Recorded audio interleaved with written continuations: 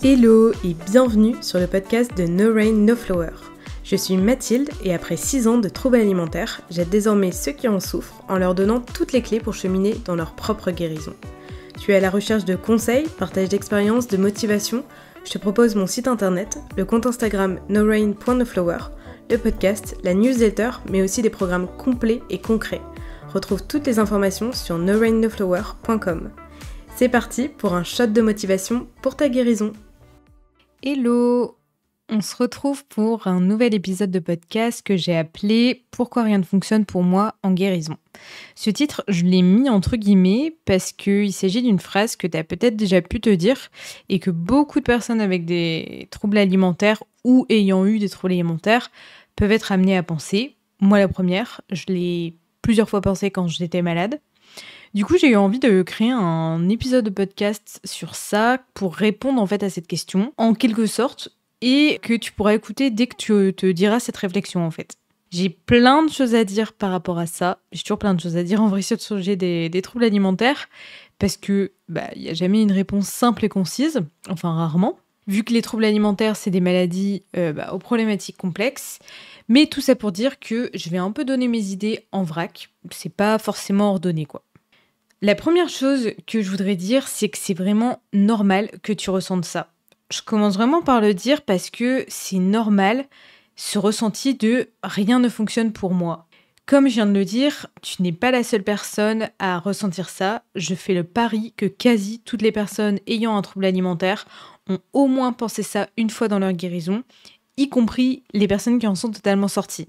Les troubles alimentaires font vraiment partie des maladies mentales les plus difficiles à combattre. Donc forcément, il y a de nombreuses phases de désespoir et peut-être même que tu ressens ce sentiment que rien ne marche constamment en fait. C'est une maladie aux problématiques complexes, comme je viens de le dire, et il n'y a pas de traitement qui a des effets notables. C'est pas un chemin de guérison où tu vas essayer une séance de n'importe quelle thérapie et tu vas avoir un effet direct. Donc, ce qu'il faut retenir là de ce premier point, c'est que c'est normal de ressentir ça, et surtout, ça veut pas dire que c'est la réalité. Je veux dire que moi, la plupart du temps, j'avais pas l'impression d'avancer, ou alors, j'avais la sensation qu'à chaque pas en avant, j'en faisais 10 en arrière. Et pourtant, j'en suis sortie. Et c'est vraiment avec le recul que je peux analyser les moments où j'avançais dans ma guérison. Mais à l'instant T, je le percevais pas. Donc c'est pareil pour toi en fait. C'est pas parce que t'as la sensation que rien ne fonctionne que c'est le cas. En réalité, tu avances. Et ça, vraiment, je sais que c'est hyper frustrant. Et pour vous et pour moi en fait. Parce que, je veux dire, c'est compliqué de vous démontrer que vous avancez, mais c'est sûr que vous avancez. Je le sais parce que vous êtes dans une démarche de guérison. C'est vraiment certain ça, parce que sinon vous n'écouterez pas cet épisode de podcast en fait. Si vous n'étiez pas du tout dans une démarche de guérison, vous serez jamais arrivé sur mon site, sur mon Insta, sur mon podcast, et vous serez pas en train d'écouter ça en fait. La deuxième chose que je voudrais dire, c'est que souvent ce sentiment de rien ne fonctionne, on le ressent à cause de la comparaison. C'est vraiment l'une des raisons qui peuvent expliquer ce sentiment-là. La comparaison, c'est pour moi un symptôme ultra fréquent dans les troubles alimentaires. J'appelle d'ailleurs ça, moi, la comparaison malsaine des TCA. Et j'en ai d'ailleurs dédié un épisode complet, l'épisode 36, si vous voulez l'écouter. Je parle d'ailleurs dans cet épisode, je donne plein de conseils pour essayer de se libérer de cette comparaison malsaine. Mais là, dans ce cadre-ci, pour répondre à cette question, je vais surtout parler de la comparaison que tu peux avoir avec les autres personnes malades ou celles qui ont été malades.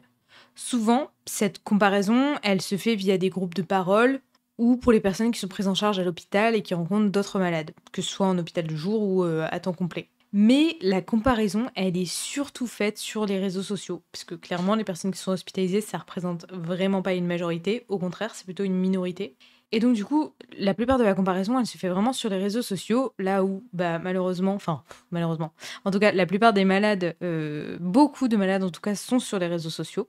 Même chose, j'ai fait un épisode sur le sujet des réseaux sociaux où j'explique comment ça impacte votre guérison et comment s'en protéger. C'est le numéro 44. Donc, je t'invite vraiment à écouter ces 2 épisodes-là que je viens de parler sur les réseaux sociaux et sur la comparaison.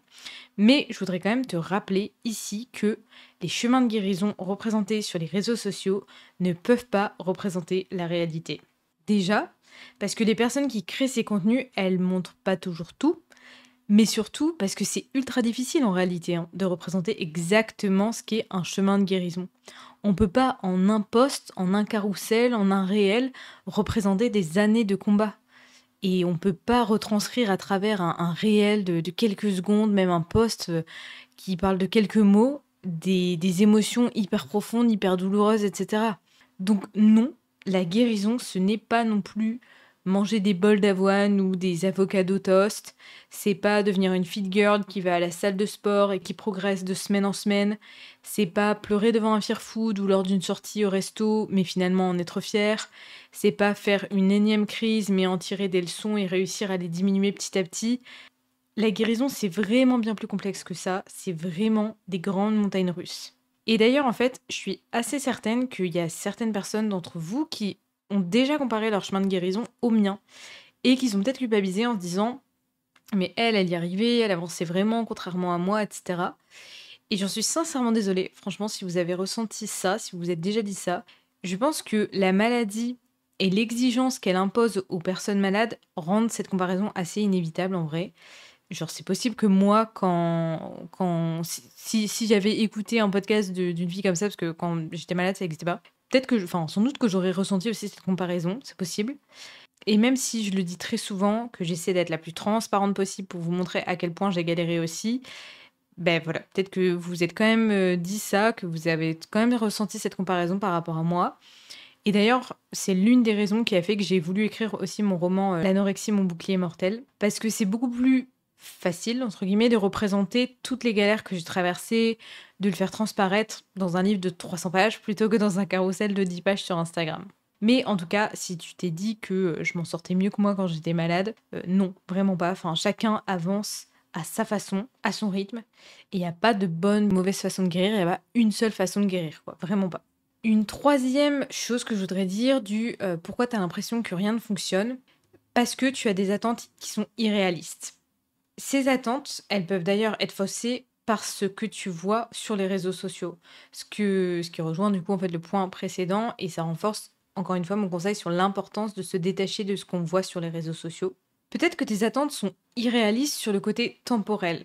C'est-à-dire que tu t'attends à vite remanger de tout. Ou tu t'attends à rapidement réussir à manger des choses qui te terrifient depuis très longtemps. Ou peut-être que tu as déjà fait une dizaine de séances de psy et que tu t'attends à ce que du coup tes problèmes psychologiques soient totalement réglés.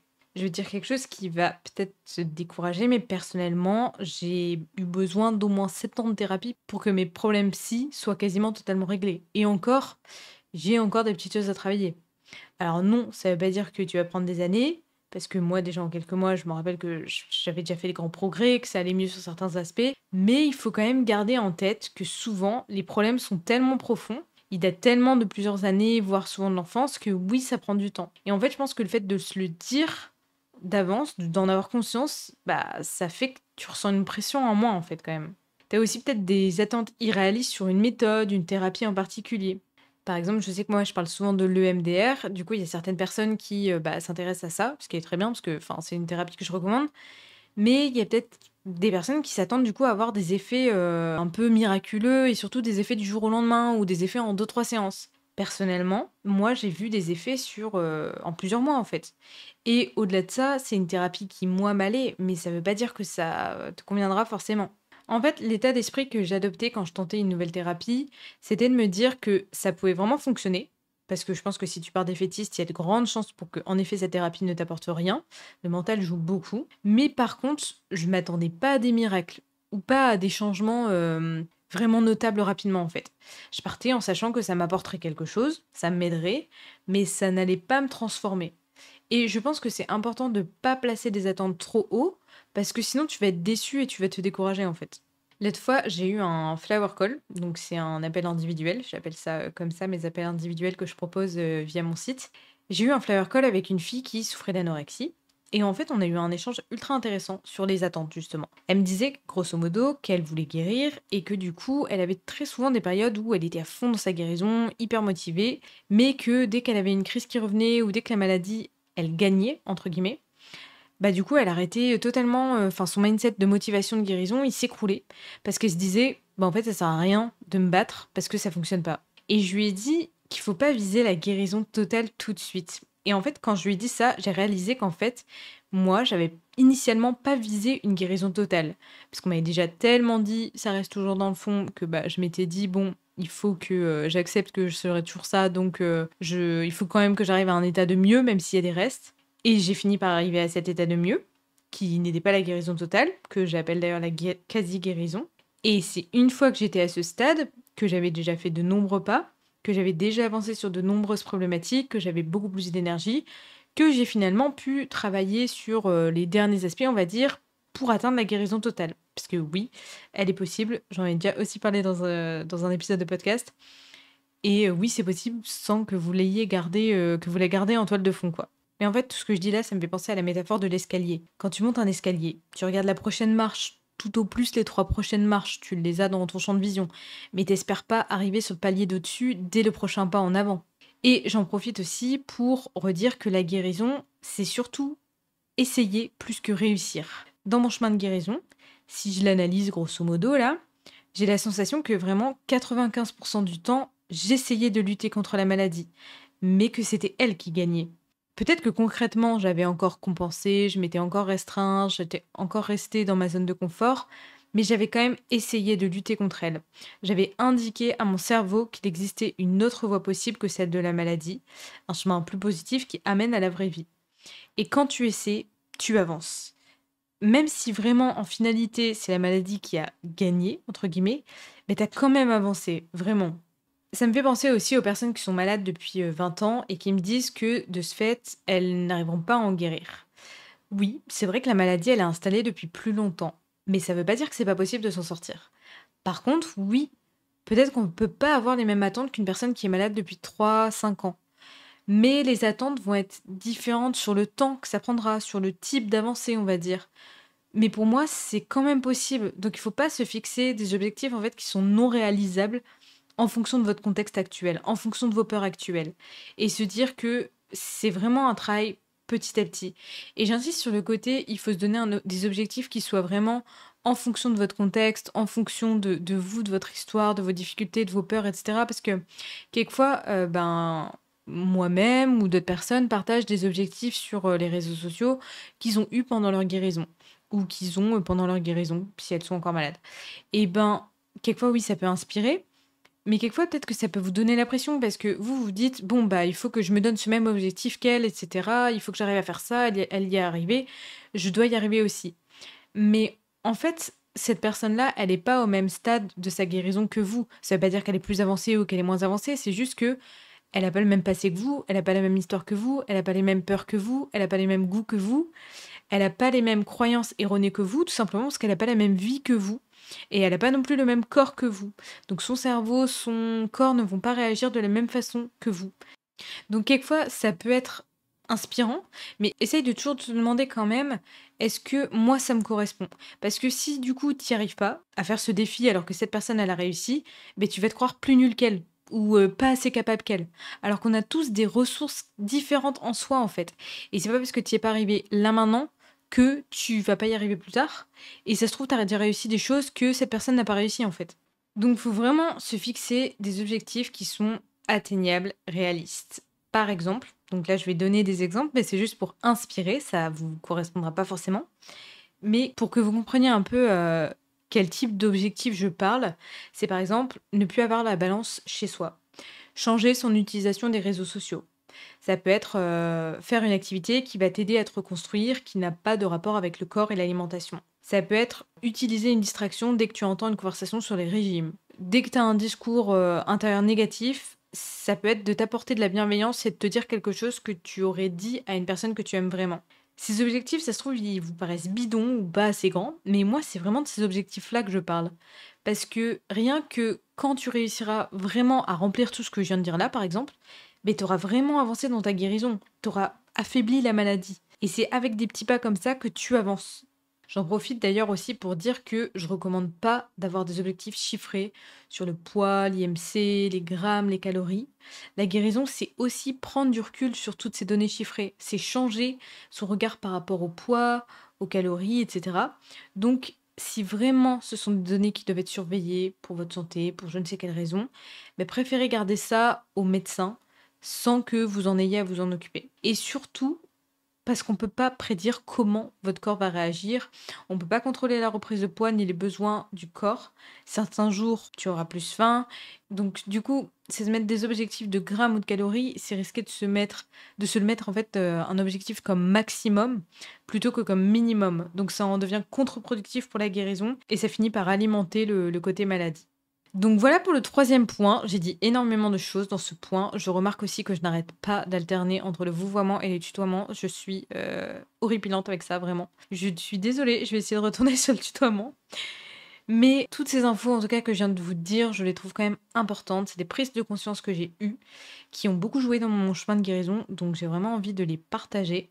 Même si c'est des choses que j'ai déjà pu dire dans d'autres épisodes, mais la répétition ne fait vraiment pas de mal dans la guérison des troubles alimentaires. C'est des arguments en plus qui sont répétés pour contrer la maladie. Un autre point que je voudrais dire par rapport à ce sentiment que parfois rien ne fonctionne pour toi, peut-être qu'il y a une nécessité de combiner, de tester plusieurs approches thérapeutiques.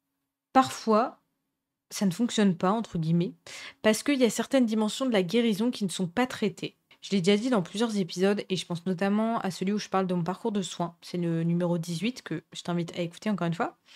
Mais en gros, les troubles alimentaires, ça touche pas mal d'aspects de ta vie et c'est du coup des maladies où le traitement est multidimensionnel. Si je devais catégoriser les dimensions à travailler, ce seraient les suivantes. Les premières, il n'y a pas forcément d'ordre d'importance. L'une des dimensions, c'est la dimension physique. Donc, c'est-à-dire, si tu es en sous-poids, en dénutrition, etc., ton poids, il a besoin de retrouver son poids de forme pour avoir de l'énergie nécessaire de se battre contre la maladie.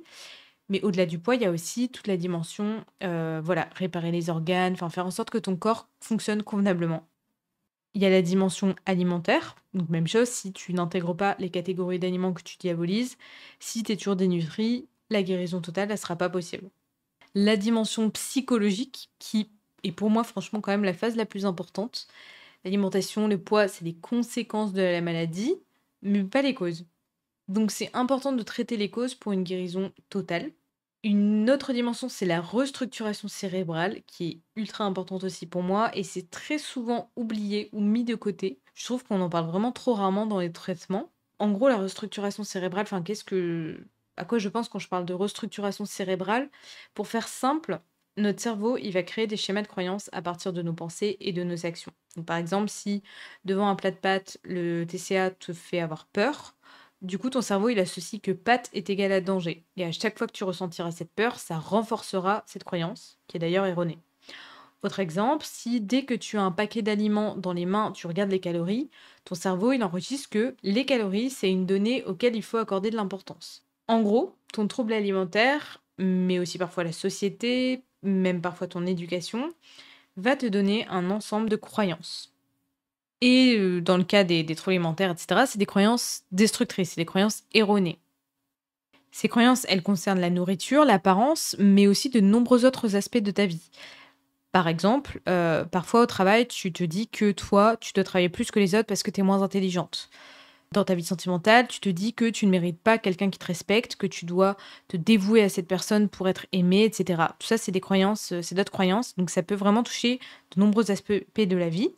Et en gros, la restructuration cérébrale, c'est identifier ces croyances erronées pour pouvoir les déconstruire et en reconstruire un ensemble de croyances saines à la place. C'est un travail minutieux qui prend du temps, qui se fait vraiment petit à petit. Ça passe, selon moi, par énormément d'introspection personnelle, mais tu peux t'aider avec des thérapies comme les TCC, thérapies cognitivo-comportementales. Pour moi, c'est l'un des aspects de la guérison les plus importants et qui est trop souvent oublié. Et qu'en France, je trouve qu'on intègre encore peu, en fait. J'ai découvert ça assez tard, moi, dans ma guérison, en faisant mes propres recherches vers la fin, quand j'étais en quasi-guérison, donc vers 2020. Et je suis sûre que si je l'avais découvert avant, ça m'aurait aidé. Pour autant, j'avais quand même fait de la thérapie cognitivo-comportementale avant. On m'avait dit que la TCC, c'était recommandé dans le traitement des TCA, mais on m'avait jamais expliqué pourquoi. Et en fait, je sais pas. Moi, personnellement, j'ai besoin qu'on m'explique les choses pour mieux les intégrer, mieux comprendre les choses. Et voilà, j'en sais rien. En vrai, dites-moi si jamais vous ne connaissiez pas ce côté restructuration cérébrale, parce que c'est pas la première fois que j'en parle non plus sur mon podcast, et si c'est quelque chose qui vous aide, que vous comprenez, ou voilà. N'hésitez pas à me dire si cette info vous aide en tout cas. Et si je continue sur les dimensions à travailler, il y a la dimension identitaire, donc confiance en soi, reconstruction de son identité indépendamment de la maladie. Et il y a la dimension aussi acceptation corporelle. Même chose, je trouve que c'est encore très peu travaillé en France, même si c'est en train d'évoluer quand même. Mais souvent, c'est encore trop vague. Moi, c'est quelque chose sur lequel j'ai dû faire beaucoup de recherches personnelles, de travail seul pour travailler ça, pour trouver des exercices concrets, etc. Mais on m'en avait jamais parlé dans mes différents traitements, quoi. Ou alors de façon très vague. Tous ces aspects, je propose de les travailler avec des exercices, des vidéos concrètes dans mon programme Butterfly Body. Mais évidemment, je vous invite à vous rapprocher aussi de professionnels qui sont spécialisés dans les troubles alimentaires pour travailler toutes ces dimensions-là. Tout ça pour dire qu'il y a beaucoup de personnes, quand je discute avec elles, je me rends compte que le travail de guérison, c'est surtout fait sur des symptômes de la maladie, sur les conséquences, donc sur le poids, la nutrition, mais que le travail psychologique, il est resté assez en surface finalement. Donc ces personnes, elles restent dans une espèce de quasi-guérison, et elles ont de ce fait la sensation qu'elles peuvent pas vraiment en sortir. Et je les blâme pas, parce que, encore une fois, je trouve qu'en France, on n'a pas beaucoup, on a encore beaucoup de progrès à faire, en fait, sur la prise en charge de la santé mentale et notamment des troubles alimentaires.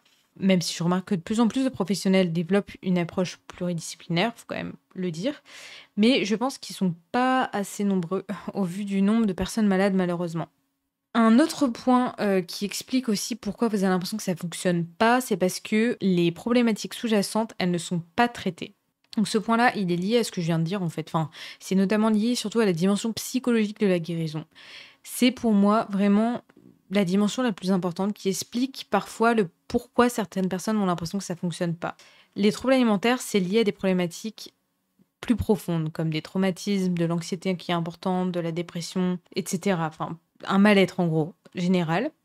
Je le dis souvent, un trouble alimentaire vient en réponse à un mal-être profond. C'est comme une échappatoire que ton corps a trouvée pour t'aider à survivre face à la douleur interne qu'il ressentait, même si tu n'en avais pas conscience. Et donc, c'est important de travailler ça en parallèle des autres dimensions pour espérer une guérison totale. Moi, personnellement, j'ai rapidement eu un suivi psychologique dans mes troubles alimentaires et je l'ai gardé jusqu'à là, récemment, alors que j'avais plus de troubles alimentaires. Pour moi, vraiment, la dimension psychologique, elle est primordiale. Je sais qu'il y a beaucoup de professionnels qui disent qu'à un certain stade de la maladie, c'est des choses qu'on ne peut pas travailler. Par exemple, pour les patients qui sont trop dénutris ou la maladie, elle a trop de puissance dans leur vie, entre guillemets. Et je suis d'accord. D'un sens, je suis vraiment d'accord. C'est sûr que quand tu es dénutri, que ton corps est trop faible, que t'as pas assez d'énergie, et du coup, tu vas mal raisonner pour pouvoir avancer avec lucidité sur tes problématiques psychologiques. D'où le fait en fait que c'est important de travailler aussi la renutrition en parallèle, les aspects physiques et nutritionnels. Et c'est certain aussi que si tu as un gros traumatisme, je te conseille pas de le travailler quand tu es au plus bas. Mais c'est important quand même d'avancer sur certaines problématiques parce que malheureusement, il y a rarement une seule cause. Par exemple, moi, l'une des problématiques que j'ai dû travailler pour sortir de mes troubles alimentaires, ça a été mes problèmes d'attouchement que j'ai subis quand j'étais enfant. Mais ça, en fait, finalement, j'ai travaillé tard, vers 2021. Donc, pour rappel, je suis tombée malade en 2015. C'était quand j'étais quasiment sortie des troubles alimentaires que je travaillais ça. Par contre, avant, genre vers 2017, même 2016, 2017, 2018, j'ai beaucoup travaillé sur ma peur d'être adulte, ma peur de grandir, ma peur de me détacher de ma mère, mon estime de moi-même, etc. Donc, comment travailler sur la dimension psychologique? Honnêtement, chacun va trouver un peu la méthode qui lui convient. Comme je l'ai dit, il n'y a pas une seule bonne façon de faire, mais j'ai toujours beaucoup, moi personnellement, écrit dans des carnets. Ça me permettait en fait de faire des moments d'introspection. Honnêtement, je recommande de faire des moments d'introspection, de faire un peu ce que j'appelle arrêt sur image, de prendre du recul, de se poser des questions. Vous n'êtes pas obligé de le faire à l'écrit, tu peux le faire aussi à l'oral. Moi, ça m'a beaucoup aidé pour prendre conscience de mes croyances erronées, justement, de schémas toxiques, etc., qu'il y avait en moi, autour de moi. Les livres de développement personnel, ils m'ont aussi beaucoup aidé à prendre conscience que j'avais pas le bon état d'esprit, on va dire, sur la vie. Ça m'a aidé, par exemple, sur mon perfectionnisme, etc. Je pense notamment au livre de Laurent Gounel, mais il y en a plein. J'en ai fait un article avec toute une liste de livres que je recommande. Je vous mettrai le lien en description. Et après, évidemment, il y a des thérapies psychologiques qui aident. Donc, il y a des thérapies où tu vas surtout parler, mais parfois, c'est pas simple de mettre des mots sur ce que tu ressens. Ou parfois, tu as déjà parlé de nombreuses choses, mais en vain, tu n'arrives pas à avancer sur tes problématiques, comme s'il y avait quelque chose qui bloquait dans ton corps. C'est pour ça que moi, je recommande aussi de tester des thérapies psychocorporelles. Je pense par exemple aux thérapies suivantes comme la kinésiologie, le MDR, l'Access Bar, le FT, etc.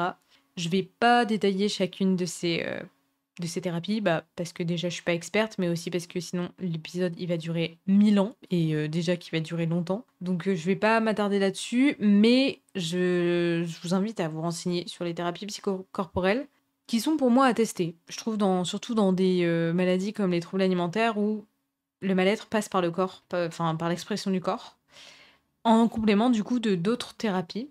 Mais encore une fois, ne vous attendez pas à des miracles. Mais c'est vrai que quand on combine des thérapies, quand on en teste, etc., ça vous aide à avancer.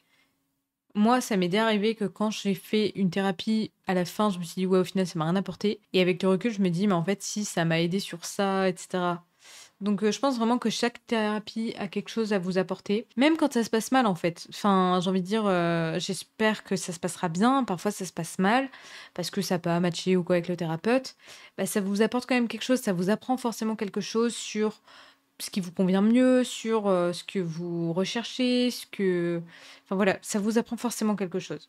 Quelque chose que je voudrais préciser aussi, c'est que je parle d'avancer sur les problématiques psychologiques, d'avoir des réflexions, des prises de conscience, des discussions sur ces problématiques, mais à aucun moment je n'ai dit qu'il faut les résoudre pour guérir. Et j'insiste là-dessus parce que sinon ça pourrait vous décourager. Tu ne dois pas tout résoudre pour guérir. Parfois, tu vas avoir une prise de conscience ou avoir une discussion à un moment T, et c'est 2 ans plus tard que tu vas y repenser et que ça te fera beaucoup plus déclic dans ta tête en gros. Donc encore une fois, au moment de la prise de conscience, tu vois pas de progrès concret, mais pour autant, ça a semé une graine dans ton cerveau qui t'a fait avancer.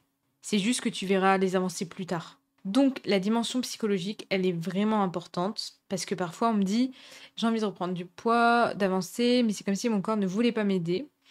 Et le corps est vraiment dans ton camp, donc dans le sens où il veut te protéger en fait. Donc parfois ton corps, il t'envoie un signal pour te dire eh oh, il y a encore quelque chose qui n'est pas réglé. Et je suis d'accord, c'est pas toujours facile de mettre le doigt dessus, d'où la possibilité de tester les thérapies psychocorporelles, où le thérapeute va surtout faire parler ton corps plus que toi-même en fait. Je sais pas si vous voyez ce que je veux dire. Et je pense aussi là au fait que parfois, quand il y a quelque chose qui bloque, il faut aller chercher, creuser au niveau de la psychogénéalogie, donc c'est-à-dire la mémoire des ancêtres pour comprendre certaines choses. Voilà, un autre point que je voudrais dire par rapport au fait que parfois vous avez l'impression que ça ne fonctionne pas, c'est aussi lié au précédent, mais c'est en fait le fait que les bénéfices de la maladie, ils sont supérieurs aux bénéfices de la guérison. En gros, la maladie, elle t'apporte des bénéfices secondaires qui représentent des barrières très fortes à la guérison. J'ai dédié un épisode sur ça, où je parle de comment trouver ces bénéfices secondaires et je donne tous les bénéfices que moi j'avais identifiés dans mon propre chemin de guérison. Pour moi, cet exercice, c'est vraiment un indispensable de la guérison des troubles alimentaires. Tu vas pas forcément les identifier tous tout de suite, ils vont aussi potentiellement évoluer. J'ai certaines personnes qui m'ont dit l'avoir fait une fois, puis ils ont réitéré l'exercice 6 mois plus tard et ils ont découvert beaucoup plus de choses. Donc je t'invite vraiment à le refaire de temps en temps. Mais parfois, les bénéfices de la maladie te protègent encore beaucoup trop, parce que justement, le côté psychologique, il est encore trop en souffrance, trop à vif en gros. Ne t'en veux pas pour ça, parce que bénéfices secondaires, quelquefois, on se culpabilise pour ça, mais c'est juste un terme psychologique. Ça veut en rien dire que c'est conscient et volontaire de ta part. Ça veut pas dire que tu préfères rester volontairement malade. Je développe pas plus ce point parce que c'est lié à ce que je viens de dire et j'en parle énormément dans l'épisode dédié, qui est le numéro 21. Donc voilà, je m'attarde pas plus dessus, mais ça peut être aussi l'une des raisons qui explique le pourquoi t'as l'impression que ça ne fonctionne pas. Une autre raison, c'est parce que t'es trop dans ta zone de confort. Ta zone de confort, c'est celle de la maladie. Et je sais que c'est pas simple, mais si tu restes constamment dans ta zone de confort, tu déloges beaucoup moins la maladie. Sortir de ta zone de confort est ce qui te terrifie le plus. Je le sais, je me souviens que c'était pareil pour moi. Mais pour autant, c'est ce qui te fait le plus peur en guérison qui peut justement te sauver. Ce sont les choses qui m'ont fait le plus peur, qui m'ont permis d'avancer le plus sur le chemin de la guérison. Et je dis ça encore une fois avec du recul, parce que c'est sûr que sur le moment même, sortir de sa zone de confort, c'est inconfortable et t'as plus la sensation de mal faire les choses que de bien faire. Mais c'est justement quand tu ressens ça que tu vas à l'encontre de la maladie. Encore une fois, je sais que c'est difficile, mais c'est important que tu te mettes dans des situations d'inconfort de temps en temps. Encore une fois, ne t'en demande pas trop. Ça dépend vraiment d'où tu en es dans ton parcours de guérison. Moi, à certains moments de ma guérison, notamment à la fin, quand j'avais déjà repris du poids, que j'avais beaucoup avancé, là, je sortais de ma zone de confort presque tous les jours. Mais la plupart du temps, notamment au début, c'était plutôt une fois par semaine, voire parfois une fréquence encore moindre quand j'allais vraiment pas bien. Donc ça rejoint ce que je disais sur les attentes irréalistes. Parfois, c'est contre-productif en fait de se mettre des défis qui sont trop grands.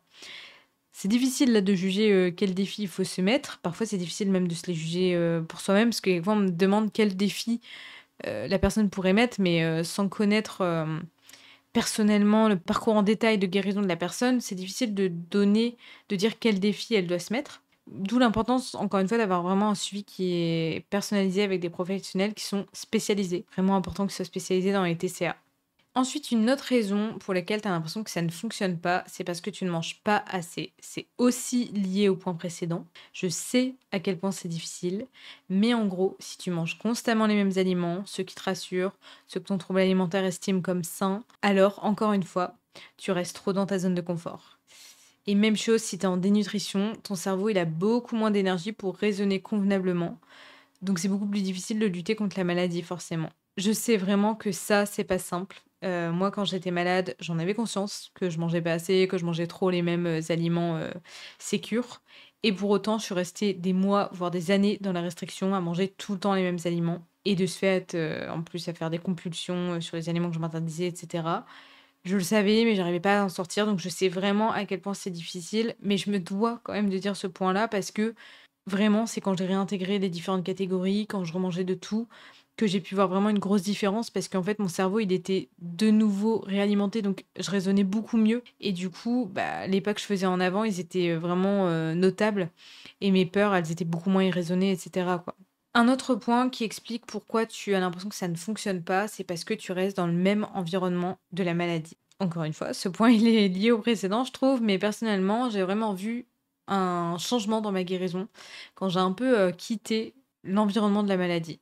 Dans mon livre L'anorexie, mon bouclier mortel, je parle du fait que quand je suis sortie de ma première hospitalisation, je suis retournée exactement dans le même environnement que celui où la maladie s'était développée. C'est-à-dire le même appartement, j'avais les mêmes emplois du temps, j'avais tout pareil quoi. Enfin, j'allais dans les mêmes magasins, dans la même salle de sport, je faisais exactement pareil. Et du coup, j'ai rechuté tout de suite. Et par exemple, un changement qui m'a beaucoup aidé dans ma guérison, ça a été de ralentir le rythme justement que je m'imposais. Donc pour ça, j'ai fait une pause de quelques mois dans mes études. Je dis pas qu'il faut forcément arrêter ses études ou son travail. C'est vraiment un choix que de se faire au cas par cas. D'ailleurs, j'ai fait un épisode de podcast, le numéro 16, sur ce sujet, où je vous expose ma réflexion sur est-ce qu'il faut faire une pause dans sa vie pour guérir des troubles alimentaires. Mais ça, moi, ça m'a beaucoup aidé. Et un autre grand changement aussi qui m'a aidé dans ma guérison, ça a été de déménager aussi. Encore une fois, je dis pas qu'il faut quitter son travail ou déménager pour guérir. Vraiment pas parce que, enfin, c'est pas magique. C'est-à-dire que c'est pas parce que vous partez que les problèmes s'envolent, pas du tout. Par contre, je t'invite vraiment à faire un point dans ta vie pour voir si t'es pas bloqué dans un environnement toxique. Je t'invite vraiment à te poser et à réfléchir aux différents aspects de ta vie, que ce soit ton logement, ton travail, ton rythme de vie, les lieux que tu fréquentes souvent, même les proches que tu vois souvent. Essaye de faire le point et de voir s'il y a des choses qui te semblent toxiques ou qui te font du mal, ou des situations dans lesquelles tu te sens pas bien et qui sont en fait tout le temps les mêmes, des choses qui te mettent en difficulté. Et si tu en identifies, essaie de voir comment tu pourrais diminuer, voire arrêter cette toxicité, en gros, entre guillemets. Ça demande parfois de faire des choix difficiles, mais ta vie et ton futur t'en remerciera. Et parfois, c'est pas des grandes choses, hein, d'ailleurs. Ça peut être aussi de remarquer que tu fais des petites habitudes qui sont toxiques. Rien que le fait, par exemple, de consulter fréquemment des comptes de recovery, mais qui montrent leur poids, leur assiette, etc., ça peut être une habitude toxique qui te maintient dans la maladie. Une autre raison qui peut expliquer le pourquoi tu as l'impression que rien ne fonctionne, c'est parce que tu es trop seul. Je sais que c'est pas toujours évident, parce que déjà la maladie, elle te pousse à être enfermé sur toi-même. Elle te convainc également que tu es un poids pour les autres. Parfois aussi, il y a des personnes qui se sont éloignées de toi après des années, voire des mois, voire des années dans la maladie. Mais ça, pour le coup, je trouve que vraiment, ça fait une grande différence dans la guérison. Je le vois vraiment avec les personnes avec qui j'échange, que ce soit sur Instagram ou même en appel individuel. Je vois sincèrement une différence entre les personnes qui sont entourées et celles qui ne le sont pas.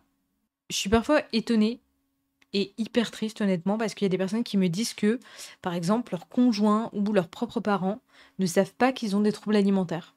Il y a vraiment des personnes qui vivent leurs troubles alimentaires sans que personne autour d'elles sache qu'elles sont malades. Et ça me rend vraiment triste parce que ces personnes qui sont malades, elles ont besoin d'aide, de soutien, pas de solitude en fait. Donc si c'est ton cas, je t'invite vraiment à essayer de trouver une ou deux personnes, enfin au moins une personne en qui tu peux avoir confiance, qui est plutôt sensible aux problématiques de santé mentale et en qui tu peux te confier. Il faut vraiment pas avoir peur de ça parce que, enfin, moi aussi, quand j'étais malade, j'avais l'impression d'être un poids pour mes amis. Mais honnêtement, si aujourd'hui j'avais une copine dans le besoin, mais je serais ravie en fait qu'elle m'en parle et que je puisse l'aider, être un soutien pour elle. Et c'est vrai qu'il y a peut-être un moment dans ma vie où mon discours il était plutôt pessimiste, plutôt négatif, j'avais plutôt besoin d'aide, j'étais plus dans le besoin que d'autres de mes copines. Mais c'est temporaire en fait. Et parfois d'ailleurs les rôles se sont inversés. Depuis, j'ai été la personne qui a pu soutenir mes amis. Donc voilà, vraiment ça, je vous invite vraiment à en parler autour de vous pour pas être seule en fait dans ce combat. Et encore là, je parle de l'entourage personnel, mais j'insiste aussi sur le fait qu'il faut un accompagnement avec des professionnels qui soient spécialisés dans les troubles alimentaires. Tu ne peux pas te sortir seul de ton trouble alimentaire. Ça, c'est vraiment un mythe que ton trouble alimentaire lui-même essaye de te convaincre pour continuer de se développer en fait. Et au-delà d'avoir un suivi avec des professionnels, parfois, il n'est pas assez fréquent en fait. Pour moi, voir son psychologue une fois par mois, c'est pas assez. C'est au moins une fois tous les 10 jours, une fois tous les semaines. J'avais même eu des périodes où je voyais plusieurs professionnels dans la semaine. Après, je sais que financièrement, c'est pas toujours possible.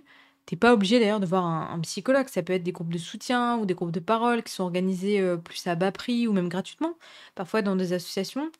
Et oublie pas aussi, tu peux demander l'ALD à ton médecin traitant. Donc ALD, ça veut dire affection à longue durée. Et ça permet en gros à ce que toutes les consultations qui sont en rapport avec ton trouble alimentaire soient prises en charge à 100% par la sécurité sociale. Malheureusement, ça concerne les thérapies des professionnels où on peut passer sa carte vitale. Donc par exemple chez le psychiatre, chez le médecin traitant, etc. Mais pas le psychologue. Mais ça peut déjà quand même réduire les coûts. Donc voilà, une autre raison qui peut expliquer le pourquoi rien ne fonctionne pour toi, c'est parce que tu n'aides pas ton cerveau. Ce point rejoint le point où j'ai parlé de la restructuration cérébrale. En gros, il faut vraiment voir le trouble alimentaire comme un poison dans ton cerveau qui va créer un espèce de brouillard mental. Et pour moi, c'est vraiment important d'aider ton cerveau avec de la positivité, avec de l'espoir, pour travailler, pour cultiver le côté sain en toi en fait, qui va lutter contre la maladie. Quand on a un trouble alimentaire, on a souvent de l'ambivalence en soi. C'est-à-dire qu'on a l'impression qu'il y a un côté noir et il y a un côté plus blanc, entre guillemets, qui est toi, en fait, qui est le vrai toi. Et parfois, on a du mal à trouver le vrai soi, à entendre sa propre voix, tellement la voix du trouble alimentaire, elle est écrasante. Et donc, c'est pour ça que la voix saine, elle a besoin d'être cultivée pour être renforcée. C'est comme un muscle, en fait. Elle a besoin d'être nourrie même pour être plus forte. Donc aider son cerveau, déjà, c'est croire en la guérison. Croire que c'est possible, croire que tu vas y arriver. Je te le dis souvent, mais vraiment, c'est important de croire en sa guérison. Après, évidemment, il va y avoir des jours où tu n'y crois plus, mais globalement, l'idée, c'est quand même de se dire que tu vas y arriver. Ensuite, je donne plein de conseils pour créer un environnement favorable à la guérison, en aidant ton cerveau à être dans un environnement qui soit positif. Tous ces conseils-là, je les donne dans mon épisode sur les 16 outils à mettre en place. C'est l'épisode de podcast numéro 20. Donc même chose, je vais pas tout redire ici. Je t'invite vraiment à aller l'écouter. Dans cet épisode-là, je réalise que je vous ai pas mal renvoyé vers d'autres de mes épisodes. Mais en fait, c'est parce qu'il y a plein de choses à dire et les troubles alimentaires, c'est tellement complexe qu'il y a énormément de choses à expliquer, à nuancer. Donc ça vaut le coup d'écouter l'épisode qui est dédié sur la problématique en question, en fait. Un dernier point, en vrai, qui explique le pourquoi tu as l'impression que rien ne fonctionne pour toi. C'est parce qu'en fait, tu vois les jours négatifs, les périodes difficiles, les rechutes comme quelque chose de négatif, justement.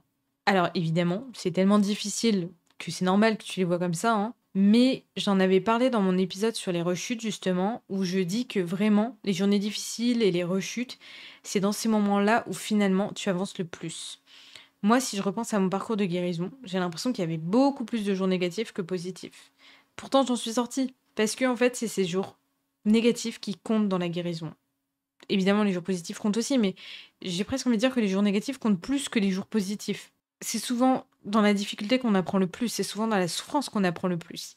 Et c'est pas parce que t'as rechuté que t'es retourné au point de départ. Les rechutes, les journées négatives, ça n'efface pas tes avancées. Donc finalement, ça rejoint le tout premier point que je disais, où c'est pas parce que t'as l'impression que ça ne fonctionne pas que c'est la vérité.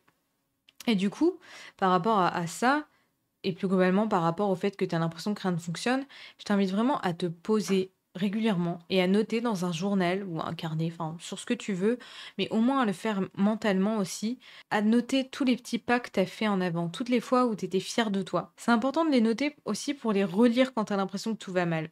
Et ça, j'ai envie de dire, c'est pour plein d'aspects. Enfin, moi, j'ai très peu confiance en moi en réalité. Mais il y a des fois où j'ai confiance en moi. Il y a des fois où je dis à mon copain: «Oh, je suis trop contente, aujourd'hui j'ai fait ça» ou «On m'a dit ça» ou des choses comme ça. Et à chaque fois, il me dit: «Mathilde, va t'enregistrer en vidéo». Et je le fais pas. Mais à chaque fois, il me dit: «Tu devrais le faire pour te re-regarder les moments où tu penses que tu ne vaux rien, en fait». Et il a raison, mais je devrais rien que les noter, quoi. Mais en tout cas, c'est quelque chose qui, moi, m'a aidé dans ma guérison, donc je vous invite vraiment à le faire. Si tu l'as jamais fait, jamais, jamais, essaye de faire vraiment une rétrospective depuis que tu es malade, des choses que tu as réussi, de tes avancées. Même si c'est des choses qui te paraissent insignifiantes, même si depuis tu as l'impression que tu as régressé sur ces points-là, encore une fois, c'est pas parce que tu as rechuté ou que tu vas moins bien que ça efface tes avancées passées. Quand un sportif remporte un match en 2022 et qu'en 2023 il a perdu un autre match, bah ça efface pas sa victoire de 2022 en fait. Parfois, j'ai des personnes aussi qui me disent: «Ah, mais moi, je suis malade depuis X années, j'ai jamais réussi à avancer, j'en vois pas le bout». Et finalement, quand je discute avec elles, ben, on prend conscience ensemble des avancées qu'elles ont déjà faites. Et ça peut t'aider à te garder motivé. Donc voilà, je pense que j'ai dit tout ce que je voulais dire par rapport à ça. Je terminerai quand même l'épisode aussi en te disant qu'il faut vraiment t'accorder de la patience. Je sais que c'est pas simple de dire ça à une personne qui souffre et qui n'en peut plus, mais vraiment, la guérison des troubles alimentaires, ça prend du temps. Et pour autant, moi, j'ai eu des moments où, notamment vers la fin, j'ai eu des avancées qui étaient très rapides, bien plus vite que j'aurais pensé. Par exemple, mes TOC qui ont disparu quasiment du jour au lendemain. Mais c'est parce que j'avais avancé sur d'autres aspects de ma guérison en amont. Donc quand je vous dis ça prend du temps, ne vous dites pas j'en ai forcément pour des années ou ça va être horriblement long, etc. Enfin, quelquefois, on est surpris. Je sais pas si vous arrivez à percevoir tout ce que j'ai voulu dire dans cet épisode, mais vraiment le côté vous avez pas l'impression que vous avancez, mais en réalité vous avancez. Je vous assure que c'est vrai. J'ai peut-être pas réussi à le faire percevoir dans cet épisode-là, mais c'est quelque chose sur lequel j'ai plus longuement insisté dans mon roman L'anorexie, mon bouclier mortel, que tu peux retrouver sur Amazon si ça t'intéresse. Je te mettrai le lien en description. J'espère que cet épisode et tous les éléments que je t'ai apportés là, bah, ils t'auront aidé à te dire que même si t'as l'impression que rien ne fonctionne, ça fonctionne quand même. J'espère que ça t'aura réconforté, que ça t'aura apporté de l'espoir, des nouvelles pistes peut-être pour ta guérison. N'hésite pas vraiment à me faire des retours, que ce soit en commentaire de l'article de blog qui correspond à cet épisode de podcast ou sur Instagram, par mail. Enfin, vraiment, ça me fait vraiment plaisir, moi, quand j'ai des retours. Surtout que j'ai toujours l'impression d'être fouillis, brouillon. Enfin, quelquefois, j'ai des épisodes où je me dis que je m'en mêle les pinceaux. Mais après, vous me rassurez. Voilà, c'est un peu mon truc de problème de confiance en moi. Mais du coup, ça me fait vraiment plaisir quand j'ai vos retours. En tout cas, merci de m'avoir écouté jusqu'à ici. Et puis, on se retrouve pour un prochain épisode le mois prochain. N'oubliez pas de mettre une note sur votre plateforme d'écoute, donc sur Apple Podcast ou sur Spotify notamment où c'est possible, si ce n'est pas déjà fait. Et puis, prenez soin de vous. À bientôt. Ciao, ciao.